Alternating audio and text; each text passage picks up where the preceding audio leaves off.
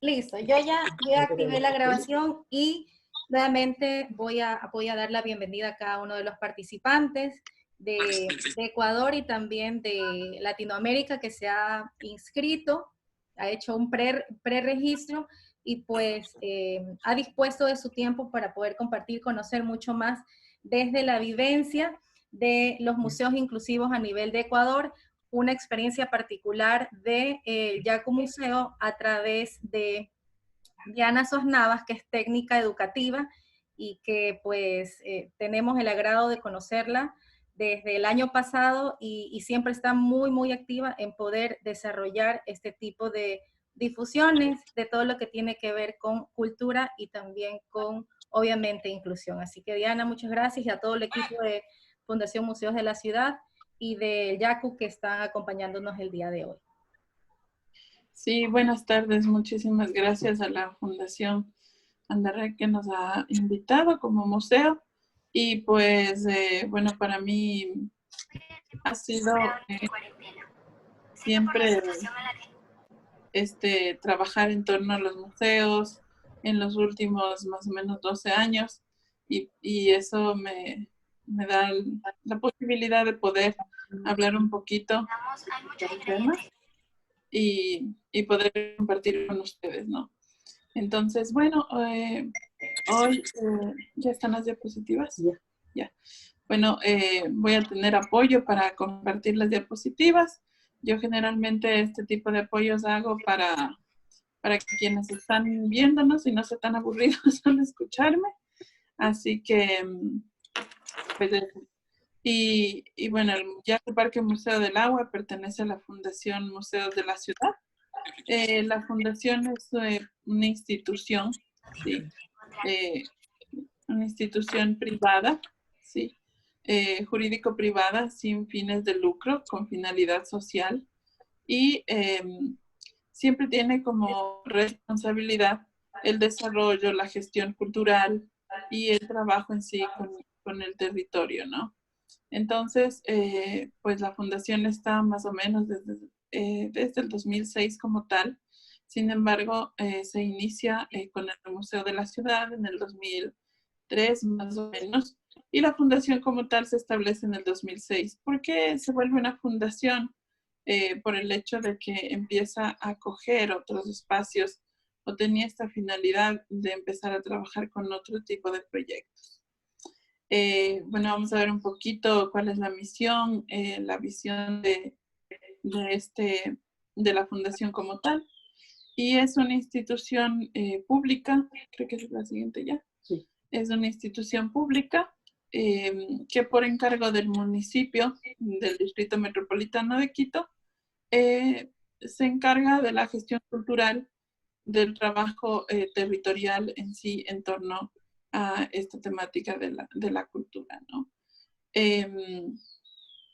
También su misión se reconoce como un referente a nivel nacional en el desarrollo de proyectos y ser parte de gestionar, ¿no? En sí la cultura y el trabajo con la comunidad, con la gente. Entonces, esto es una, ser ese referente como tal. Bueno, entre los, creo que luego es la de los espacios, ¿no? Los museos. Sí. Y bueno, los museos, ¿qué somos los museos? Esa es una pregunta que siempre, que no solo creo que se la hagan la ciudadanía en general, sino nosotros también nos hemos llegado a cuestionar qué somos los museos. Y siempre hemos ido como cambiando nuestra forma de vernos, incluso hemos ido adaptándonos a las necesidades del entorno, de la comunidad. Y en ese sentido, nos hemos llegado a considerar como un espacio abierto, pensado desde la reflexión, del diálogo, ¿sí? En donde es posible la participación, donde la ciudadanía puede tener esos espacios en sí de interactuar y de reflexionar como tal. La siguiente. Y bueno, los museos, los espacios culturales que tiene a cargo la Fundación Museos, ¿sí? Somos 5 espacios. El primero es el que creo que está en lista, espero no equivocarme el orden, pero bueno, el Museo de la Ciudad, ¿sí?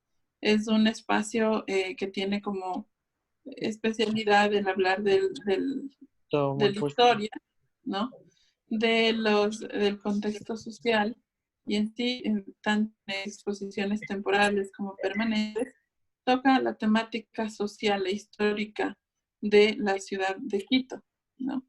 Y todos los proyectos que en sí se refieren a esta amplia temática, ¿no? Este es un museo que está en el Centro Histórico de Quito, está ubicado en el Arco de la Reina, entonces es el primer museo que fue parte de la fundación como tal. Y justamente hablando en ubicación, está frente a este museo, está el Museo del Carmen Alto, que tiene como fin hablar tanto en exposiciones temporales, permanentes, en proyectos sobre el arte colonial y principalmente la historia de las monjas carmelitas. Y ellos son un referente también en tema del arte colonial. El Museo Interactivo de Ciencia, está en Chimbacalle, que es un barrio que está al sur de Quito. No está tan alejado del centro histórico, de hecho, también está considerado como está muy cerca del centro histórico, ¿no? Entonces, este museo tiene como finalidad divulgación científica, el hacer ciencia, el hacer mucho más amigable la ciencia para los públicos, ¿no? Y Yacu Parque Museo del Agua, que nosotros hablamos del agua, sus distintas perspectivas, y es el hablar no solo el agua como naturaleza, sino el agua en torno a la sociedad también. Y el Centro Cultural, Centro de Arte Contemporáneo, que es el espacio donde está también un poco más al norte del centro histórico y es del antiguo Hospital Militar de Quito. Y allí se acogen muchas obras artísticas, exposiciones temporales permanentes, principalmente, específicamente de arte, ¿no? Arte en toda su expresión. Y este es un centro que ya está algún tiempo igual con la Fundación Museos desde el 2010. Así que este también es un espacio que para nosotros es tan importante, ¿no? Y el Yacu para nosotros, sí, el Yacu acoge, tiene exposiciones temporales, permanentes, itinerantes incluso, en donde abordamos el tema del agua desde sus distintas dimensiones, ¿no? El agua y la naturaleza, porque está enteramente vinculada a ella, ¿no? Y tienen una íntima relación y demás. También agua y sociedad, porque es importante reconocer que también es cultura, es consumo responsable, ¿sí? Y es establecer esa relación íntima entre ser humano y agua como tal, ¿no? Es ese reconocimiento al agua desde esa cercanía que podemos establecer. Y bueno, y el hablar de mediación, aquí ya no tengo diapositivas, pero prefiero como hablar así. Gestión educativa y comunitaria. Ah, sí. Entonces tenemos gestión educativa y comunitaria. Este es uno de nuestros ejes muy importantes, en donde nosotros trabajamos, no solamente nos enfocamos en los públicos, además de tener muy en cuenta el trabajar con los públicos que llegan a nuestro espacio como tal, que era así hasta antes del confinamiento, ¿no? Entonces nuestro enfoque era pensar desde niños pequeños, desde 2 años, ¿sí?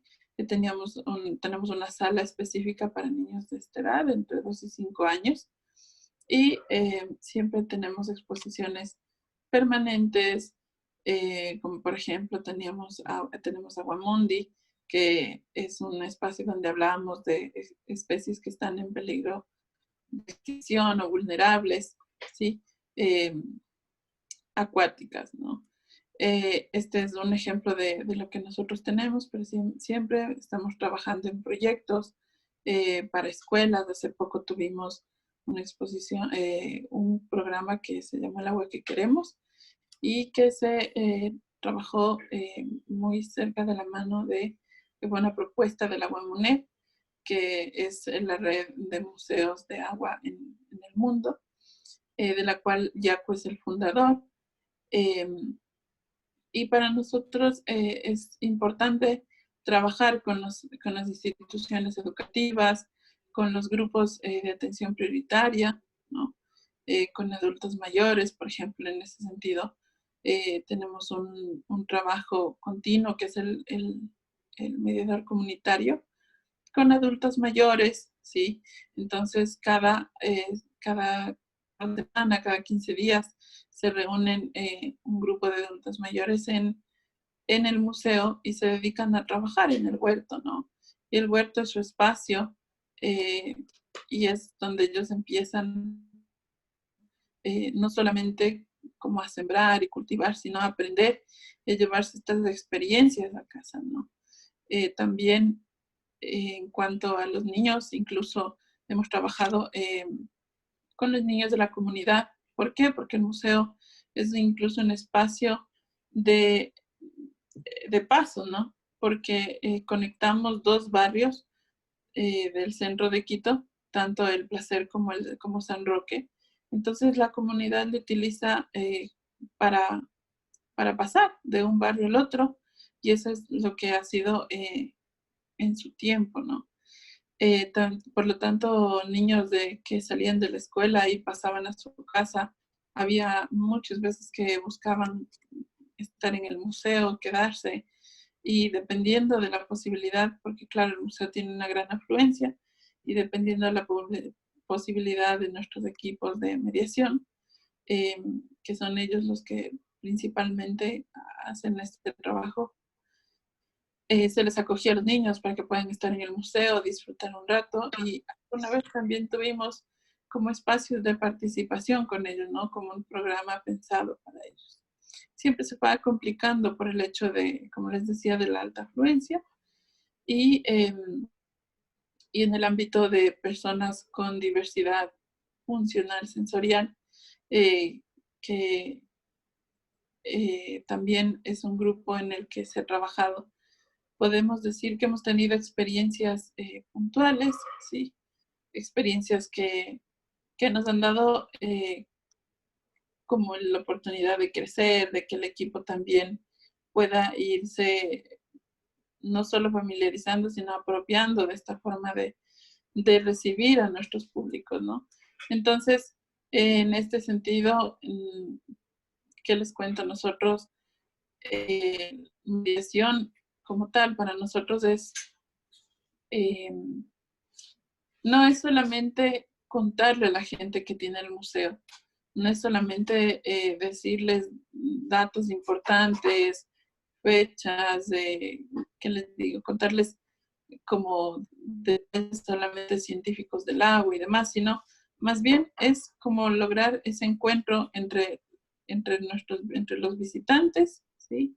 Y que los visitantes puedan ir también reflexionando, dialogando sobre el agua, ¿sí?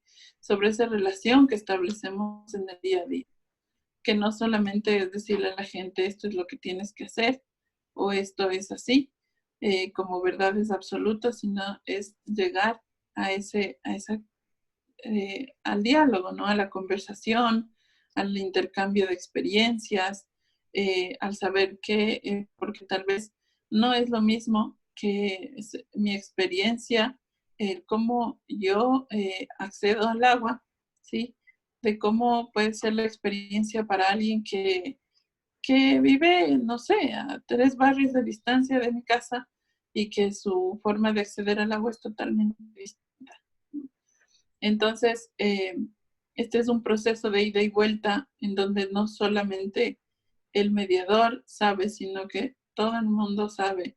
Y esa interacción permite que los dos puedan aprender, mediador y visitante puedan aprender, puedan reconocerse como tal, y eso nos permite ir fortaleciendo los procesos de ciudadanía, los derechos ciudadanos incluso, y nos permite que cada quien pueda irse con más preguntas que respuestas incluso, ¿sí? Ese es uno de nuestros objetivos muy importantes, porque mientras más la gente se lleve preguntas, nosotros sabemos que eso le va a llevar a cuestionarse y repreguntarse y analizar, y quién sabe, en casa esto le permite incluso compartir con los demás, ¿no? Y Anita, entonces, perdóname, sí. quería hacerte una pregunta. Justo, ¿cuál es la diferencia clara? Porque vemos profesionales de turismo y hay muchos interesados en el tema, pero normalmente nosotros lo que escuchamos es un guía de turismo. Eso es lo que se enseña o que se conoce normalmente en las aulas, o si vas a salir, puedes ser guía a través de un título profesional. Pero un mediador es un término que se está usando bastante y que pues quizás algunos no lo conocemos. ¿Nos puedes compartir eso un poco? Sí, bueno, la diferencia es que usualmente cuando eres guía tienes el guión que te da, o sea, que se crea en el museo, ¿no? Porque, bueno, nosotros tenemos un proceso educativo en sí, entonces no es, digamos que el guía llega a tener el guión, ¿sí? Y es información que transmite, ¿no? Que le cuenta a la gente. Entonces, y muchas veces se fortalecen, le dan mucha fuerza a los datos relevantes, a las fechas, que te digo, sí, pero no hay una reflexión, ¿no? Entonces, la diferencia con el mediador es que el mediador emplea todos estos contenidos, ¿sí? Pero basándose de lo que los visitantes conocen, ¿ya? De qué es lo que han escuchado hablar. Entonces, por ejemplo, una cosa que nosotros siempre trabajamos es cuando escuchas agua, ¿qué te dicen, no? ¿Qué se te viene a la mente? ¿Qué estás pensando cuando escuchas decir agua, no? Entonces, ¿qué te digo? Lo voy a inventar en este momento y la gente puede decir desastres naturales. Sí, ¿y por qué viene este sentimiento, ¿no? Porque también el mediador te permite como llegar a la persona, como lograr esa cercanía, ¿no? Entonces es incluso el mediador a veces, el mediador es quien te da ese nexo entre lo que tú conoces, entre tu experiencia o lo que te genera en ese momento, ¿qué te digo? Con algún recurso, con una fotografía, eh, con el inicio de la exposición. Entonces, muchas veces y generalmente lo que ocurre es que las visitas mediadas nunca van a ser las mismas, y creo que eso le da la ventaja al mediador, que cada vez puede ir variando, ¿no? Mientras que cuando tú eres un guía sabes lo que tienes que decir y siempre vas a decir exactamente igualito, ¿no? Y entonces, incluso a mí me ha pasado que cuando, ¿qué te digo? El guía al final te dice las preguntas para el final, pero a veces ya al final ya no está la pregunta, ¿no? La diferencia también hace que eh, el recibir solamente información, muy probablemente se va a desvanecer eh, en un alto porcentaje lo que escuchaste en una hora y media, a diferencia que si tienes una conversación y tú te acordaste, hiciste relación de tal vez, te acuerdas cuando fuiste a un río cuando eras pequeña, y te viene esa relación de haber visitado un río, y te preguntamos nosotros, ¿y qué significó esa visita a ese río?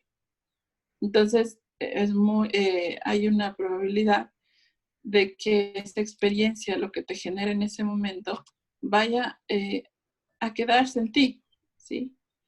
Yo creo que se genera empatía, Diana, se genera Sí, empatía, compromiso, se genera incluso la fidelización para ir a tu casa y decirle si fuiste sola o con un amigo, con los niños de la escuela, ir a decirle al papá, sabes que vamos para la próxima porque no alcanzamos, porque estábamos todos tratando de seguir con el grupo, pero si me voy contigo, papá, voy a tener más oportunidad de seguir recorriendo. Incluso yo sí quiero contar una experiencia que tuve hace unos 4 años que fui al Yacu, y realmente son totalmente diferentes a las propuestas que quizás tenemos acá en Guayaquil. No estoy diciendo que son malas las nuestras, digo que son diferentes. Pero a mí me gustó mucho porque era bastante interactivo, veía mucho color, veía mucho ejercicio de poder incluso tocar sin necesidad de que cuando hablamos dentro de las actividades que se pueden hacer dentro del turismo o dentro de los espacios, se habla del turismo sensorial. Entonces, había esa oportunidad que en algunos de los museos regulares o las experiencias regulares que se tiene es eso, no tocar porque todo está detrás del vidrio, no tocar porque es el único recurso que nos queda de tal historia, pero se habla también dentro de las nuevas propuestas esto, ¿no? Que la gente sienta, que conozca, y no necesariamente que vayas a tener algún tipo de condición que te limite a aquello. Entonces, hacia allá, yo creo que el Yacu tiene un recurso muy interesante. Un poco con este preámbulo, te quería preguntar si va un grupo quizás en silla de ruedas, de alguna asociación o usuaria de sillas de ruedas, o con alguna otra condición en particular, ¿cómo está preparado el equipo del Yacu para atenderlo? ¿Cómo puedo hacer yo para ir allá, si quiero ir con el grupo? Sí, mira, en efecto, y un poquito tomando tus palabras, ¿no? El museo en cuanto a mediación ha tenido sus capacitaciones del equipo de mediación y yo creo que ha habido una sensibilización hacia el equipo del museo en general, ¿no? La gente que está en el área administrativa, los que estamos en educación, en mediación comunitaria. ¿Por qué? Porque nosotros, a más de que somos 2 personas con discapacidad en el museo, ¿no? Como parte de la nómina. Y eso hace que de alguna manera sensibilices un montón, ¿no? Pero eso no quiere decir que todo el mundo debería tener personal con discapacidad, pero ayuda. Y también nos ha servido el hecho de ir trabajando el tema de hablar de discapacidad, el poder ir incluso accediendo como espacios donde puedan compartir con personas con discapacidad nuestro equipo de mediación. Eso no lo hemos hecho en los últimos años por una cuestión de que cada vez el museo tiene más y más gente y eso nos complica, pero sin embargo nosotros hemos trabajado en capacitaciones, en hablar del tema, en que cada vez que hay un recorrido hay grupos, ¿no? Después siempre los mediadores van a tener inquietudes y esas inquietudes las resolvemos, las conversamos, que ayuda un montón para ir facilitando cada vez más, ¿no? Entonces, también en este caso yo suelo hacer seguimiento de estos grupos, de estos recorridos. Así que nosotros incluso, ¿qué es lo que pasa cuando van usuarios de sillas de ruedas? A veces tú sabes que si van grupos grandes, es difícil trasladar todas las sillas, ¿no? Y que incluso aquí hay una ordenanza que no te dejan transportar las sillas en el mismo bus, en la misma furgoneta.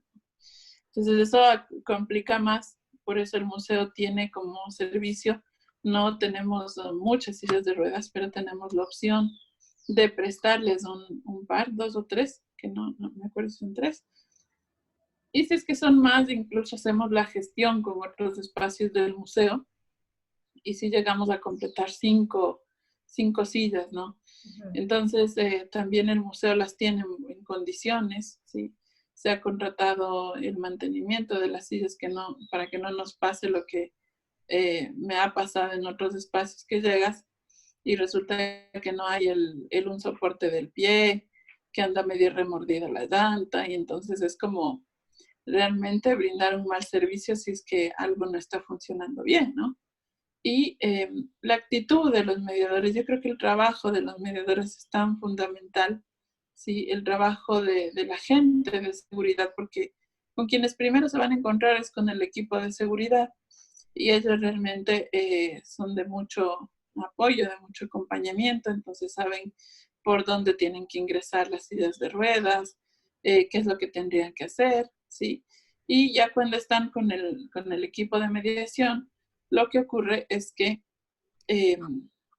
ellos se encargan de lograr una experiencia de acuerdo a las necesidades del grupo. Ellos van viendo, como yo digo, van sintiendo, lo van logrando como esta empatía y este conectarse con la gente, ¿sí? Que yo creo que eso es tan importante y eso hace que la experiencia sí pueda ser agradable, que es lo que siempre buscamos, que sea importante para la gente, que sea especial y que sea significativa, ¿no? Entonces, ¿qué sí puedo decir? Que una de nuestras falencias es lengua de señas, porque yo en ese sentido, y hemos conversado mucho en el equipo, ¿sí? Creemos que no es de coger y decir vamos a capacitar al equipo y ya. Yo creo que es un trabajo de ensayar, de estar practicando, de aprender todo el tiempo, ¿sí? De fortalecer esa habilidad de lengua de señas.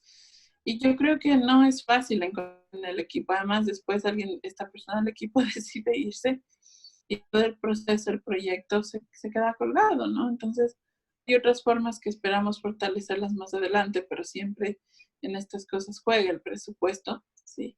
Pero yo creo que principalmente es eso, ¿no? Es saber fortalecido las habilidades del equipo de mediación.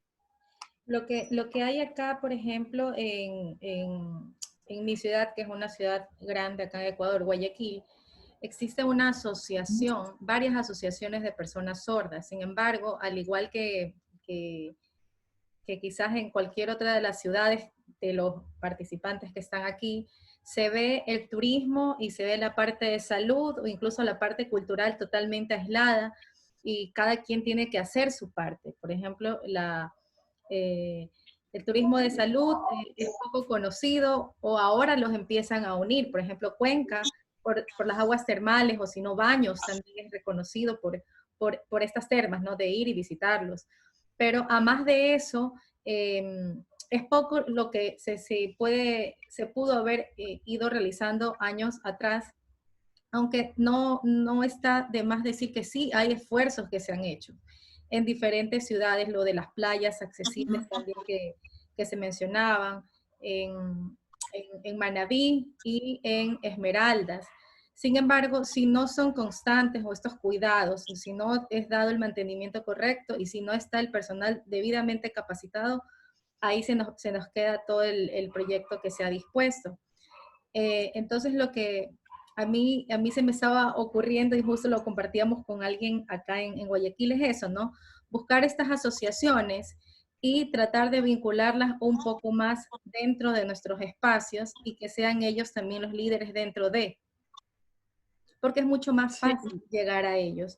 Y no solo allá, ustedes tienen la debilidad de la lengua de señas, para acá nosotros también. Y me imagino que en Santa Elena, de Hazlo Accesible, creo que son de Argentina, para ellos también puede ser una limitación, pero ya lo estamos viendo. Eso es lo más importante de todo, que lo estamos reconociendo y que pudiésemos tener como una propuesta dentro de cada una de las ciudades para implementarlas dentro de un mediano plazo. No digo corto, porque entendamos con esta situación sanitaria que nos ha permitido incluso tener ahora este webinar, pero lo ideal para aprender la lengua de señas efectivamente es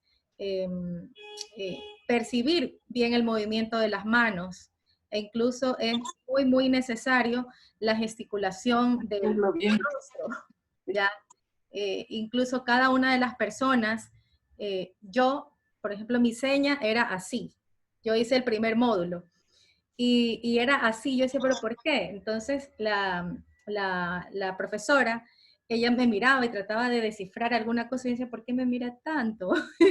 Y en este caso, Buscando tu seña. es porque empiezan a ver alguna particularidad tuya y sobre esa. Entonces, como yo tengo algunas pecas aquí en la cara, entonces esa era, y por eso se generó esta seña, porque cada uno de nosotros va a tener una seña en particular. Y, y eso quería un poco destacar para con el grupo de las personas con necesidades auditivas dentro de los espacios. Yo no sé si tienen algún elemento que permita que ellos puedan conocer o reconocer el museo. Verás que realmente lo que ocurre es que los grupos de personas con discapacidad auditiva van siempre con su intérprete, ¿no? Porque también otra de las cosas que quería resaltar es que sí es complicado como pensar en que el equipo de mediación pueda llegar a hacer mediaciones. No digo que sea imposible, sí, pero sí me cuestiono yo, porque incluso, por ejemplo, la lengua de señas por ciudad tiene sus diferencias, ¿no? Sus variaciones, tal como si hablamos, por ejemplo, para nosotros es colgar la ropa y en la costa es guindar. Aquí les guindar la ropa, cosas así. Venderla. Entonces, o tenderla, ¿ya?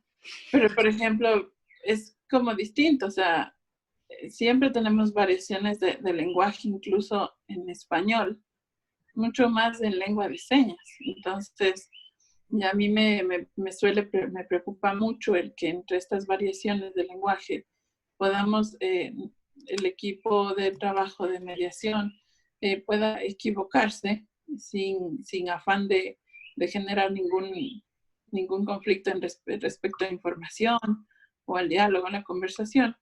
Resulta que esas cositas pueden ser un verdadero problema, ¿no? Entonces, yo a ese nivel soy como súper, pienso que como museo hemos tomado una postura bastante responsable, ¿sí? Al saber que esos errores es garrafal, ¿no? Y que también podemos generar otras herramientas que pueden ser permanentes sin necesidad de depender de algún personal en específico, ¿sí? Eso por un lado. Otra cosa que quería comentar es que si bien es cierto justamente lo que tú decías, ¿no? Los servicios, se crean los proyectos, pero después se van desvaneciendo por un montón de cuestiones, ¿no? Falta de mantenimiento, el cuidado, etcétera, etcétera. Y también creo que tengo la oportunidad de hablar desde el lado de ser usuaria, ¿no? ¿Qué pasa? Que también al ser usuario no nos hemos apropiado como personas con discapacidad de hacer uso, ¿no? De informarnos, de buscar y de incluso, eh, no sé si la palabra es exigir ese derecho de disfrutar de los espacios culturales, sino más bien de nosotros darnos esa oportunidad de disfrutar. Sí, yo creo personalmente, sí, que si es que algún espacio no está adaptado, para mí lo más importante es como la actitud y la voluntad que tiene el personal que te atiende, ¿no? Porque a veces puede ser que un espacio esté enteramente pensado en accesibilidad física, pero a la hora del té lo que no funciona y lo que está más fuertemente arraigado son las barreras sociales, ¿no? Entonces yo te digo, a veces prefiero sortear una grada, un escalón y qué sé yo. Por último, decirle a la gente, por aquí no podemos ir. En el museo tenemos 2 espacios en donde realmente es imposible que entren usuarios de sillas de ruedas, que es un sendero ecológico, ¿sí? Porque tiene gradas, es irregular y se construyó en un talud, ¿no? Porque no era un espacio de vegetación, sino que hubo una recuperación del suelo, ¿sí? Y eso hace que el lugar como tal sea bastante difícil de acceder, imposible de acceder si se quiere. Pero es preferible como saber que no puedes acceder a algún lugar porque tienes otros espacios, que tienes gente que sabe manejar la situación, ¿no? Totalmente. Entonces a veces puede ser que, como yo digo, no puedo encontrar una carta en braille, pero si me leen con gusto la carta, pues yo soy feliz. pero es incómodo que te digan, no sé, me invento, tenemos bebidas calientes, bebidas frías, y tú le dices, pero léame la carta, sí, ¿qué le gusta? Entonces es como, pero léame la carta. Y son estos detallitos que sí hacen la diferencia, ¿no? O sea, es como, eh, mi ventaja es hablar de lado y lado, ¿sí? Y creo que es como ir creando esos espacios. Y sí, yo instaría que mucho las personas con discapacidad seamos capaces y seamos como, estuvimos prestas a abrir también los espacios, ¿sí? A exigirles, porque si no, ¿qué pasa con empresarios, con la gente que está en los espacios culturales, ¿sí? ¿Qué pasa con el hotel que te dicen, no, es que las personas con discapacidad nunca vienen, ¿ya? Pero se olvidan que nosotros también somos somos un usuario, una usuaria más, ¿sí? Que la publicidad en boca también funciona, ¿ya? Que el hecho de que si te llevas una buena experiencia, mañana te llevas a tus amigos y eliges el lugar porque les dices a tus amigos, no, es que en este lugar es buenísimo porque si tú llegas te van a apoyar, van a estar pendientes de ti y recomiendas, ¿no? Te voy a Entonces, me río un poco, Diana, porque justo estoy en un curso que están haciendo de México y contaba la expositora que dice que las personas con discapacidad son chismosas, pero en el buen sentido de la palabra. Pero nosotros chismosas, cuando dijo, yo la verdad es que me quedé así como que seria, ¿no? Y ella se sonreía. Y después decía, es que, se imagina, si usted lo trata muy bien, ellos van y les cuentan a todos sus amigos, a su familia, y es todo ese grupo de personas, y en realidad a las que le comentó quieren ir a ver lo que usted disfrutó, porque usted está diciendo que es bueno. Entonces, ahí decía que allá en San Luis de Potosí había un caballero que iba constantemente a un motel, obviamente iba por unas cuantas horas. Entonces, iba constantemente y al dueño del hotel se le despertó no sé, pues la oportunidad de negocio y empezó a adaptar una habitación para él porque su era su cliente frecuente. Ese cliente frecuente empezó a ir más frecuentemente y luego él hizo una nueva habitación adaptada, ¿ya? Entonces, que se iba llenando. Entonces, lo que ella decía, él vio esa oportunidad. Él decidió también adaptar las habitaciones que ya tenía para un nuevo público.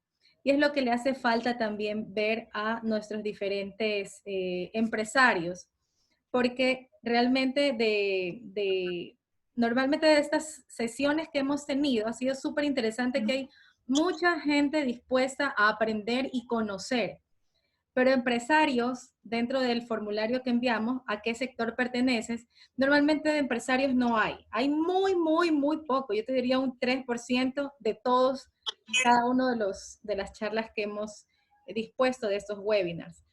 Pero tenemos una gran oportunidad, yo creo, al saber que hay gente interesada. Entonces, yo creo que con esto podremos dar el paso a cada uno de los participantes. Si no quisieras acotar algo más, Diana, para darle paso a los participantes para que puedan hacernos sus preguntas. Y pueden abrir su micrófono y pues su video si quieren también.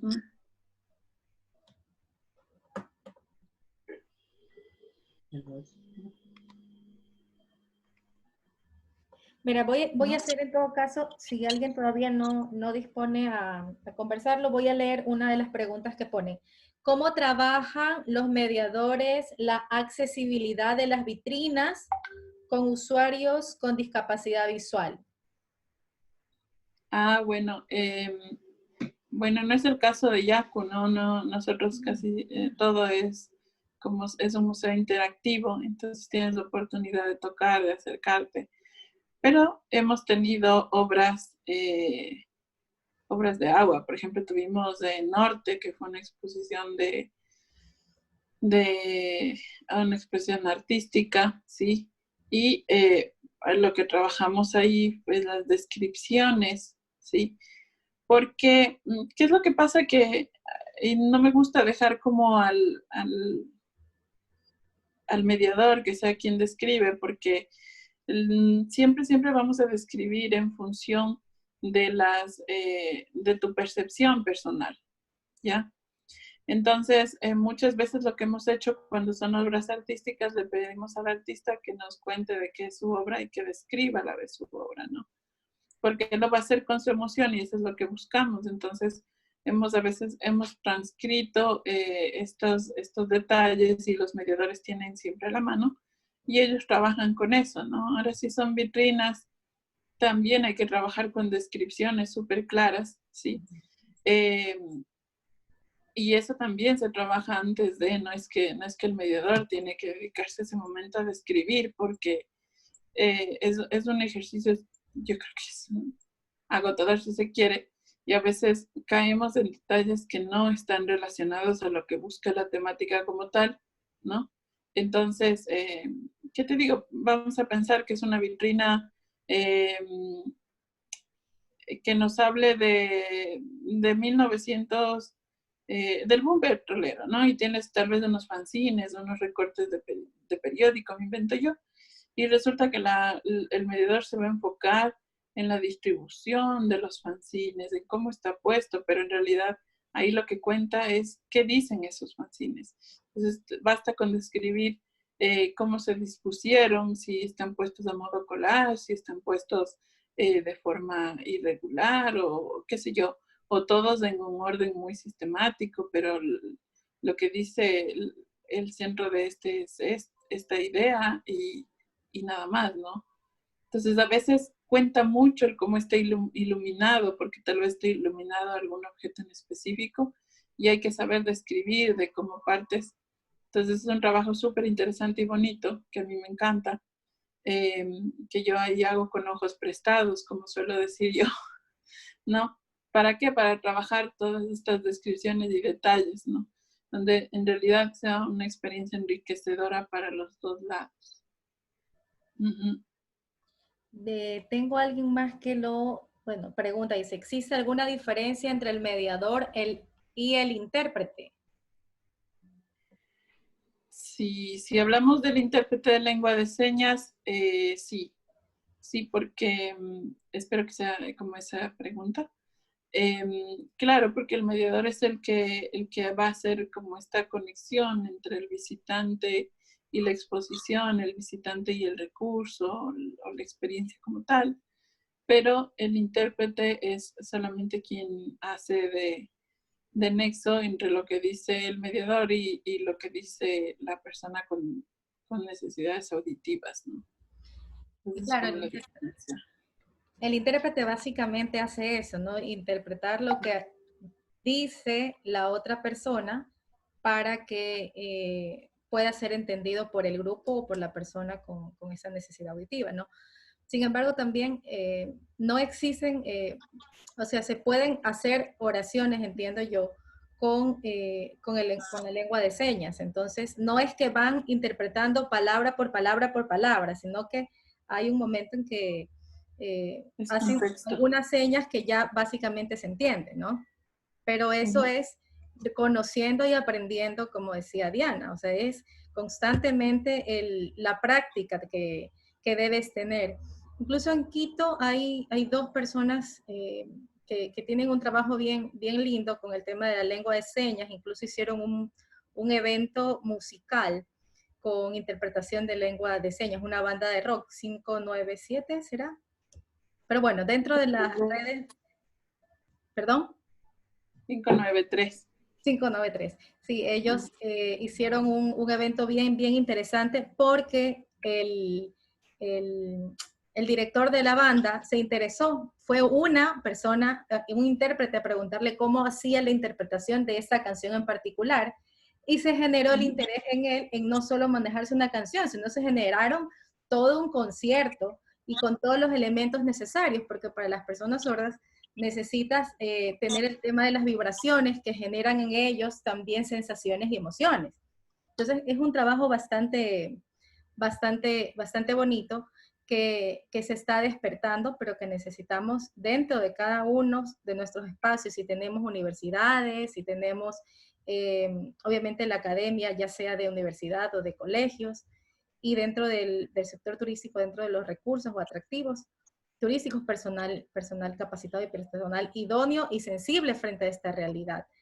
Eso es lo que yo les podría un poco compartir. Acá también en Guayaquil hay una intérprete y hay un coro musical muy bonito de niños, que de ellos sí son niños con discapacidad visual, Cotas de Agua, Notas de Agua se llama, y normalmente cuando hay algún tipo de evento, pues están dispuestos y van, y es una cosa, pero muy, muy bien preparada, yo digo, todos vestidos como cuando uno se gradúa de la universidad, todos bien vestidos y entonan muy bien y cantan muy bien, pero vamos a eso, ¿no? Existe una organización, una formación y un deseo de hacerse visible cuando parecen invisibles. Lo interesante también, Dianita, era que tú decías que las personas con discapacidad tienen que hacer notar sus derechos. El derecho al ocio, el derecho a disfrutar, a recrearse, y eso es lo que todos deberíamos entenderlo para poder hacer los cambios necesarios y las adaptaciones dentro de cada lugar. Mira, como, no sé si hay otra pregunta, si no te iba a comentar algo respecto a este tema de visibilizarnos también, ¿no? ¿Tienes alguna pregunta más? Sí, justo esta última que dice, mi pregunta está dirigida hacia el campo de la interpretación ambiental o patrimonial, pues según lo expuesto, mediador e intérprete sería algo similar. ¿Qué opina? El intérprete ambiental. Sí. A ver, yo creo que no, el intérprete ambiental, por ejemplo, nuestro equipo de mediación ha hecho talleres de interpretación ambiental, ¿no? Porque también ahí tú vas un poco describiendo como el entorno como tal, ¿sí?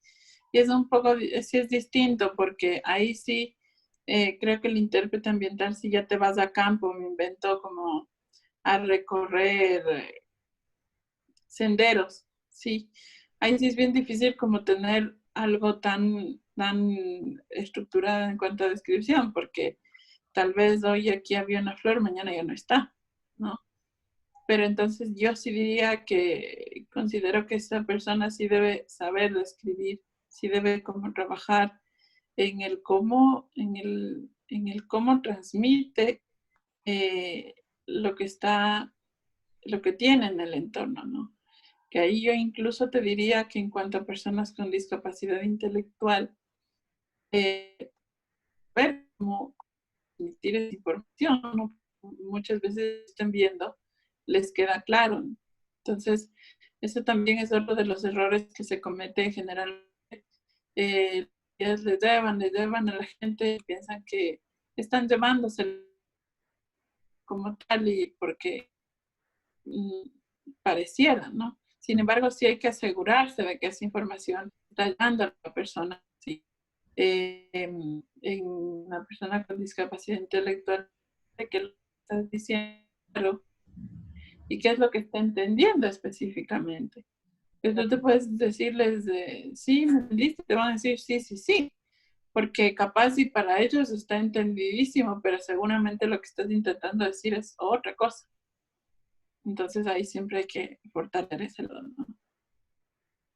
No, no hay otra pregunta. No sé si nos querías compartir algo más. Sí, precisamente te decía que este tema de visibilizarnos y visibilizarse a sí mismo es un ejercicio que yo he hecho durante mucho tiempo, ¿no? ¿Qué te digo? Me he ido, suelo irme de teatro por mi cuenta y entonces tú generas un caos a la gente porque te dice, ¿y cómo va a ver la obra? Porque esto para ver. Y yo les la pregunta básica ¿y ustedes no tienen que pueda describir? Entonces, no, porque generalmente quien es la persona latida, quien está en la física, pero no están listos para hacer eso. Entonces, es de tantearles un poco, ¿sí? Para generar como esta inquietud y que mañana les cuenten al área administrativa, de qué es lo que les pasó, de cómo fue, y esto, ¿no? También otra cosa que yo hago y me he hecho mucho es de ir a lugares, ¿sí? De todo tipo, ¿no? Restaurantes, hoteles y demás, y luego pues yo les voy preguntando cosas, voy indagando, voy a ver qué pasa, si es que están dispuestos como a recibirnos en grupo. Y después yo he vuelto con grupos, ¿sí? Me gusta como esa sensación de llegarles y llegar en grupo y conflictuarles. Yo soy fanática de hacer eso porque siento que el hecho de generar este conflicto un poco le permite a la gente, es una experiencia para ellos y les permite cuestionarse de qué más les hace falta, de qué hacer. Sí, yo me acuerdo alguna vez daba una charlita para un grupo de gente que tiene restaurantes y tenían un sello de inclusivos en Quito, ¿no? Pero resulta que ellos decían, pero yo para qué tengo una carta en braille si voy a recibir 1 o 2 personas en el año. Y yo le decía, pero entonces, ¿para qué tiene carta en inglés? Si recibe 10, igual, unos 2, 3 en el año. Entonces son cositas que les preguntas y que les puedes ponerse a replantearse muchas cosas, ¿no? Entonces ese ejercicio me parece tan importante. Yo pienso que nosotros como personas con discapacidad, nuestras familias, podemos ser el eslabón perfecto para que la gente empiece a aprender, empiece a sentir esa relación. Yo pienso que no hay nada tan cercano como que la gente lo viva, ¿no? Cuando alguien empieza a guiar a una persona con discapacidad visual, la próxima dice, ay, es que yo antes no me daba cuenta que en este barrio, en este sector había tanto obstáculo. Exacto. Porque es distinto a ir tú solo que a medir el espacio para dos. Es distinto a ir solo que medir espacio con una silla de ruedas. Es distinto ir solo que llegar a un lugar donde tienes que timbrar y estás acompañado de alguien con una persona sorda y que te diga qué pasó, te contaron, qué, o sea, son detallitos, ¿no? Que si vas con alguien con discapacidad intelectual, llegas a un restaurante y no tienes una carta con gráficos, con fotos, ¿qué es lo que pasa? Que seguramente quien la acompaña va a terminar decidiendo qué va a comer. Sí, Entonces son cositas tan importantes.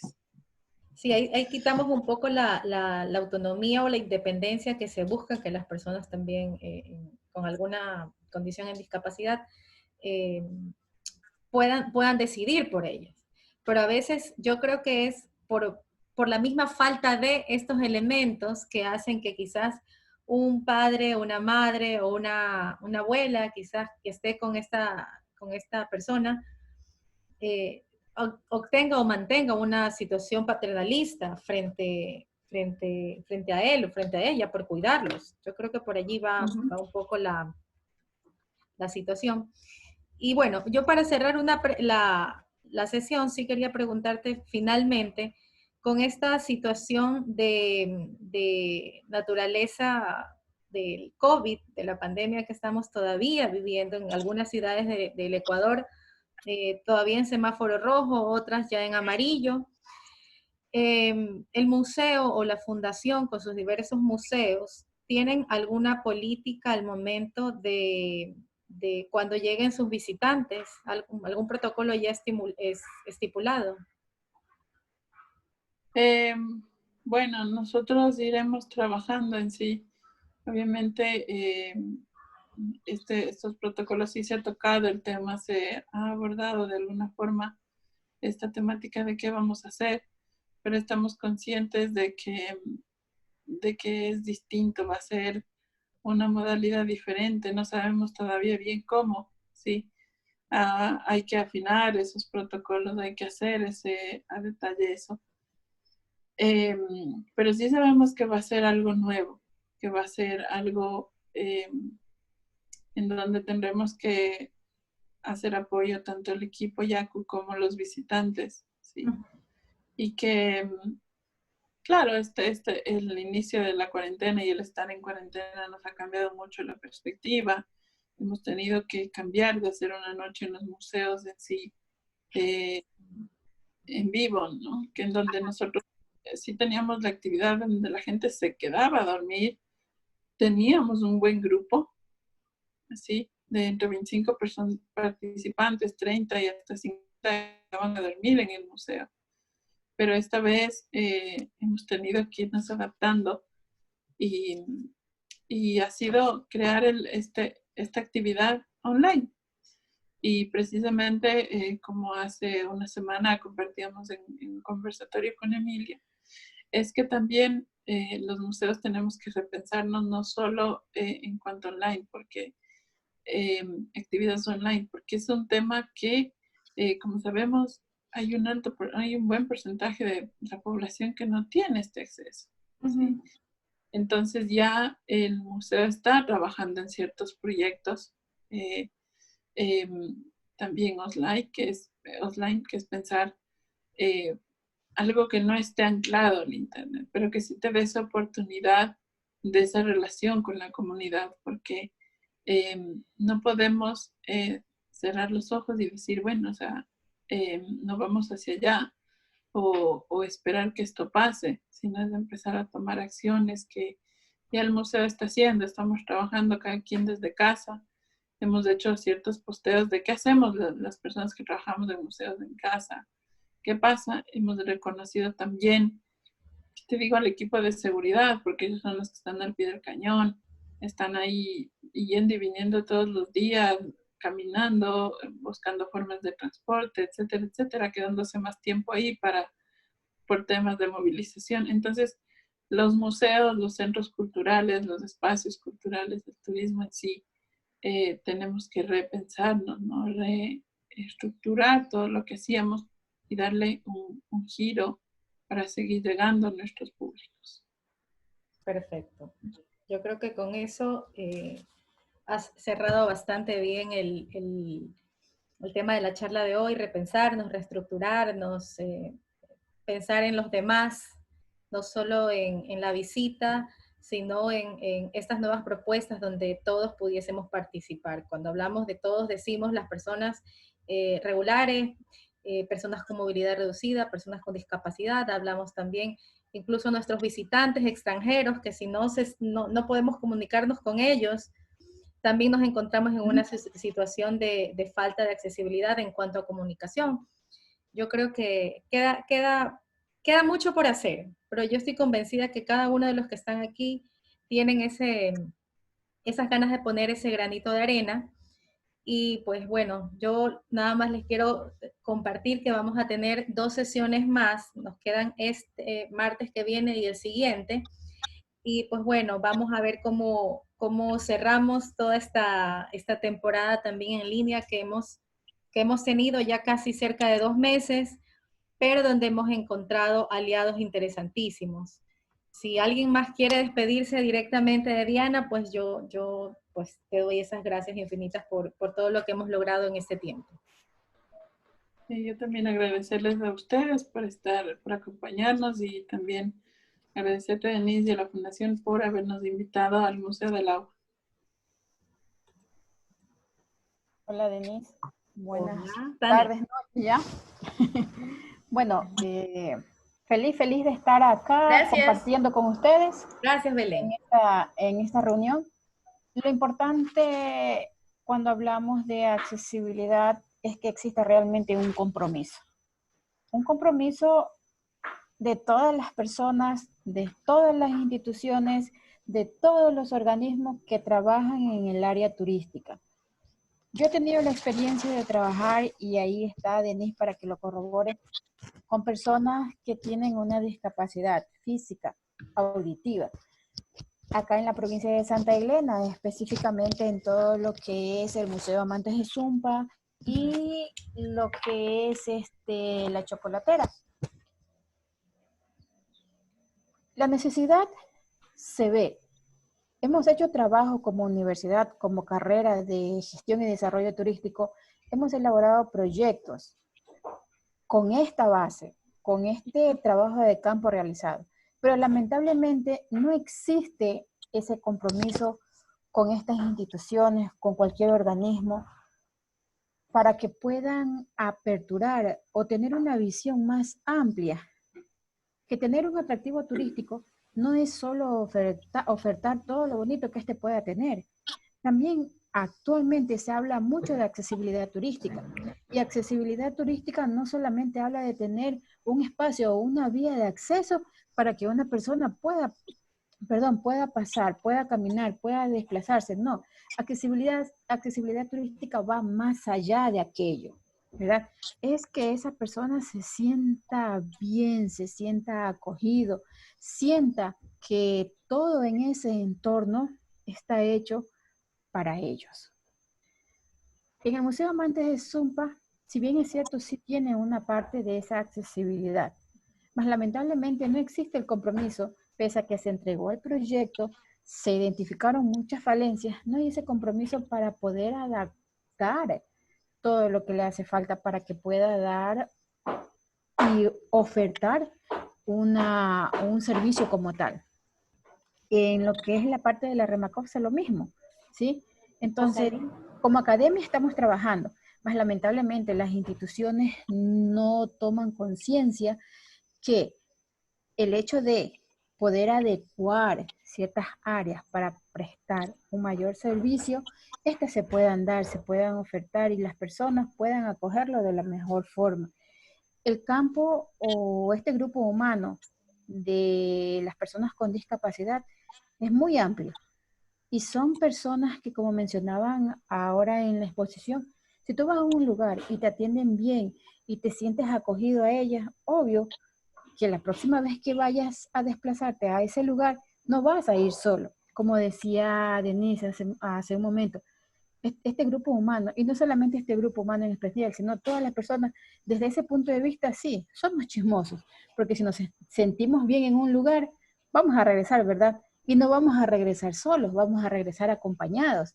Entonces, esa es, pienso yo, la finalidad de que todos los organismos, todos los atractivos turísticos que oferten, valga la redundancia, un turismo o un servicio desde ese punto de vista, complemente ese tipo de accesibilidad, vuelvo y repito, no solamente para las personas que tienen una discapacidad, sino para todas las personas, porque ahí estamos hablando de inclusividad y estamos hablando de la verdadera accesibilidad.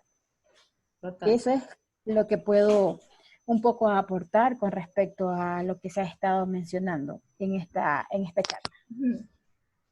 Gracias, Denise.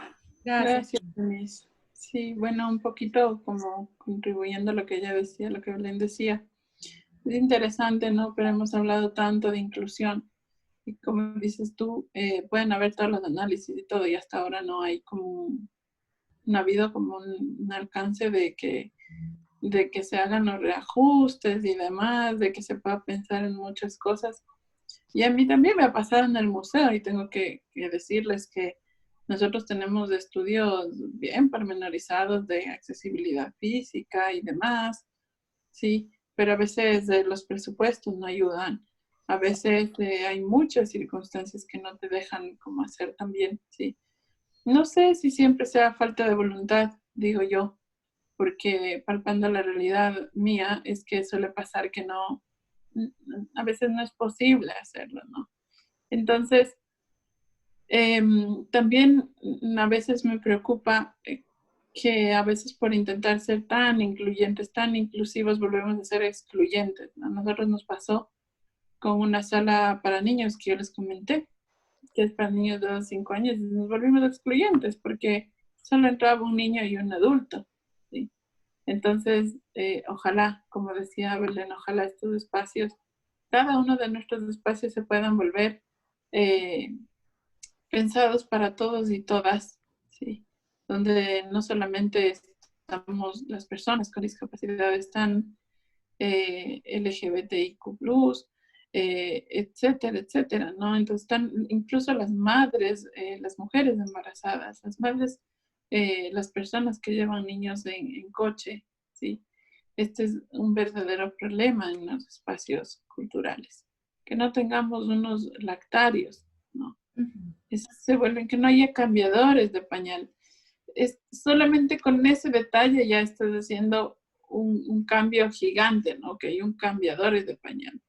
Que yo digo, eso no le sirve solo a uno, nos sirve a todos, a muchos. Entonces, es como esos detallitos que a veces se pueden ir haciendo de a poquito también. Yo digo, podemos tener 1 o 2 experiencias en el año, pero que vayamos haciendo la diferencia, que vayamos sintiéndonos nosotros mismos que vamos haciendo un cambio, ¿no? A veces no puedes hacer nada en el espacio, pero si tuviste a alguien del personal hablando del tema, yo creo que eso ya es un ejercicio grande, porque hay espacios en donde no se toca el tema. Entonces ya eso es bastante. Gracias, Belén. Listo, listo. Si no hay nadie más por compartirnos, decirnos algo más en particular para que nos responda Diana, ahora sí, pues bueno. Muchas gracias y nos estamos... Belén. Yo quería decir, sí, yo quiero decir una cosa. En lo que están hablando tienen mucha razón. Miren, yo trabajo aquí en Manta en lo que son los cruceros.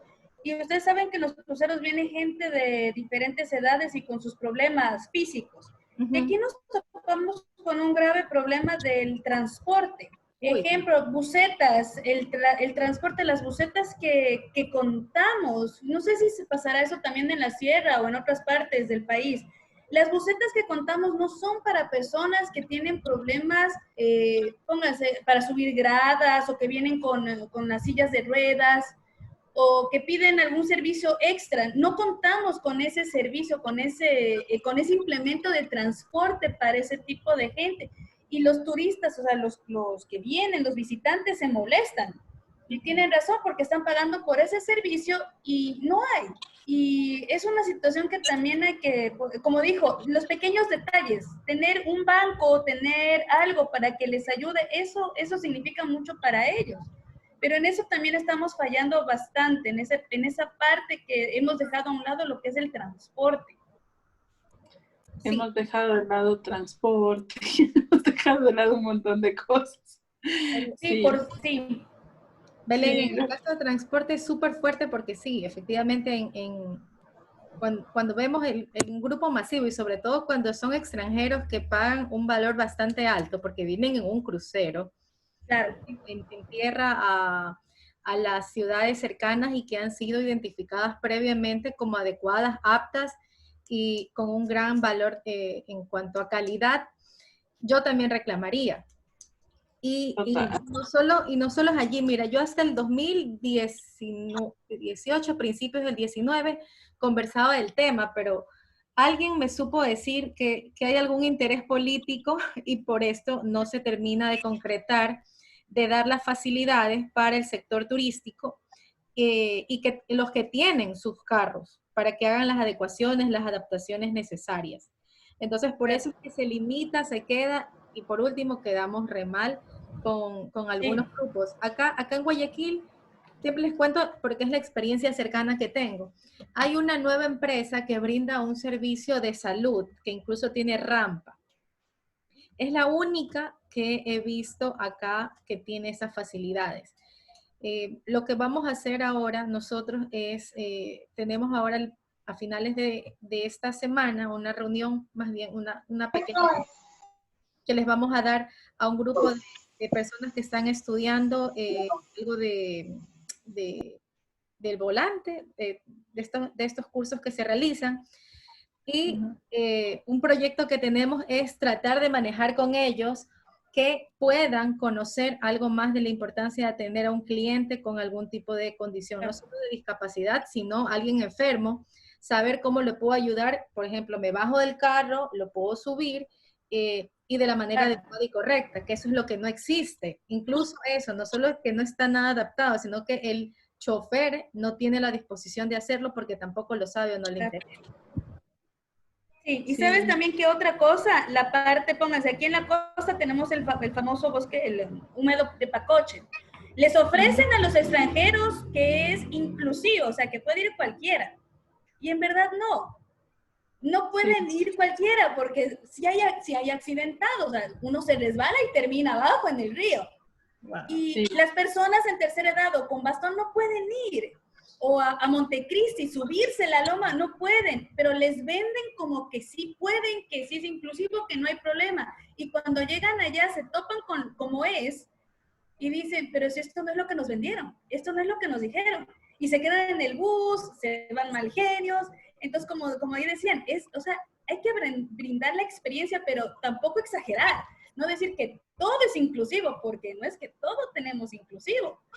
Claro, Tienen Belén, que saber. yo no sé si tú seas guía, porque eso depende, porque tú como guía, tú no puedes hacer la operación completa, es una agencia la que arma el paquete y lo vende y lo ofrece.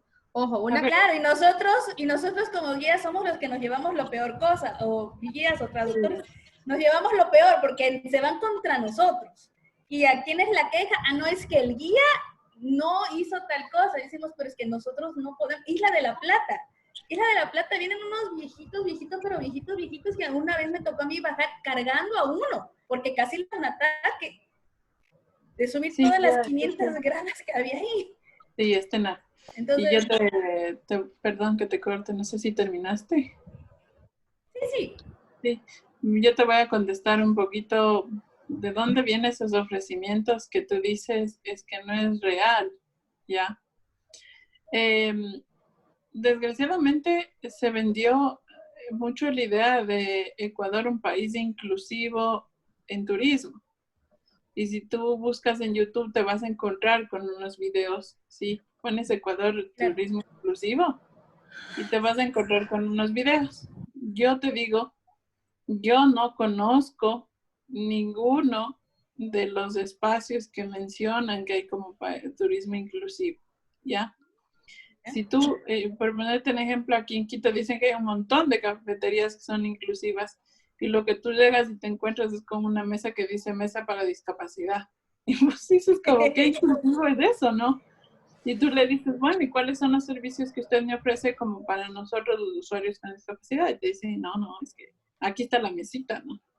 Entonces, un problema es que erróneamente yo creo que eso es un error de Estado / CONADIS, que yo siempre les digo, a mí me deben un montón de cosas, pero que es un tema que yo ya no les reclamo nada porque sé que no se ha conseguido nada en años y no creo que, menos ahora con la pandemia, el país no ha podido ni siquiera con la pandemia como tal, menos va a poder con todas las necesidades que nos ha llevado a nosotros las personas con discapacidad, ¿no? Entonces, eso es muy triste. Entonces, que te vendan como un país inclusivo, ¿sí? Te hace pensar que es así. Y yo te digo, sí es una pena, pero ustedes deberían como guías, como gente que está en los cruceros en sí, empezar a exigir a las agencias, empezar a decirles a los usuarios que les denuncien, que les demanden, porque es lo único que te digo que podría visibilizar que Ecuador no es de turismo incluyente, no es de turismo inclusivo, ¿sí? Y que se empiece a ensayar primero con la gente de aquí.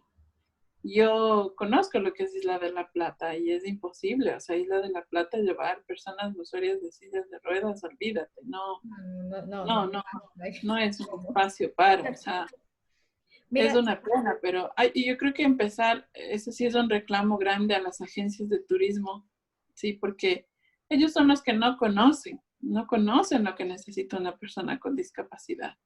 Y ojalá ellos pudieran decirle a la persona con discapacidad que este es un espacio donde no van a poder acceder, que no, esto no es posible, porque por último, si vos te arriesgas y te vas y dices, bueno, aunque sea para llegar a ver desde afuera, y tú sabes a lo que te tienes, pero ese es un problema. Decir la verdad.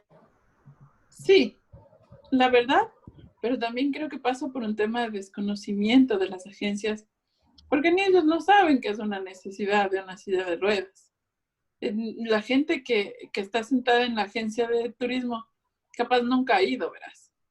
Entonces, como ellos cogen su librito y dicen, sí, aquí en el librito sí dice, este bosque, que no me acuerdo cómo te dijiste, es inclusivo, porque qué sé yo que habrán puesto. Hay una guía de turismo accesible, no sé si tú la tienes, Denise. que hay una guía de turismo accesible y habría que buscarle si es que este bosque está ahí, porque si está ahí es un verdadero problema. ¿Por qué? Porque el CONADI repartió como canguil, diciendo que estos son espacios de turismo accesible, ¿no? Y después vos estás así como, nada de esto existe, lo siento mucho. Mira, hubo una edición física, que es la que supe que acá habrán llegado unos cuantos. Nunca la tuve en físico porque realmente no estaba trabajando con el tema. Pero lo que sí hay es esa guía que tú mencionas y está en internet. Pero realmente no es adecuada, no es apta, no creo que brinda la información correcta. Incluso se lo he hecho conocer a la gente del ministerio y al CONADIS.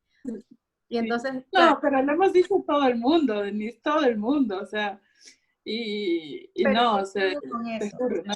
Lo ideal sería es que ellos yo digo recapaciten, pero bueno, viene el tema, dice, bueno, no hay presupuesto para hacerlo. Pero bueno, pese a que haya o no presupuesto, es importante la voluntad que decíamos. Y yo creo que debemos hacernos todas nosotras, sí, todos, porque está Jimmy y José, que es Marcos también, que se han unido al grupo. Es un compromiso. Yo creo que cada lugar que vayamos, seamos veedores de esos espacios. ¿Sí? Yo tengo una pequeña campaña que la he limitado por justo el tema de la pandemia, y es de gente con discapacidad que son embajadores del turismo accesible. Ellos me comparten una foto de un lugar donde hayan ido para pasear y que lo consideren accesible en su discapacidad, porque no puede ser lo mismo, como decíamos, para una persona sorda que para una persona ciega. El mismo lugar puede ser percibido de una manera diferente. Entonces, lo interesante es eso, que podamos nosotros ser veedores y compartir en nuestras redes sociales, porque eso les duele mucho, ¿no? Les cuesta aceptarlo, pero en Facebook y en Twitter etiquetemos a las autoridades correspondientes, a los municipios, y si tenemos conocimiento de quiénes son los directores municipales de turismo, si es que existe la competencia, hacerles ver, porque por una parte puede ser que desconozcan, por otra puede ser que no hay presupuesto, por otra puede ser que no les interesa, pero sabe que aquí estoy, aquí existe esto, mírese que molesta, no es posible. Y creo que haciendo esa bulla, por lo menos te pueden responder y para que tú les expliques, porque tú lo estás percibiendo diferente, aunque no tengas la discapacidad, pero sí eres sensible frente a la realidad, que eso es interesante. Sí, totalmente. ¿Listo? Ahora sí, chicas, yo creo que sí ya nos hemos emocionado, hora y 27, pero bueno, somos un gran grupo y yo creo que nos vamos a encontrar nuevamente en otro momento. Así que nos vemos pronto. Muchas gracias. Oye, tú pensarás que es el cumpleaños en la lavadora y ya está sacando el carro. El niño toca el...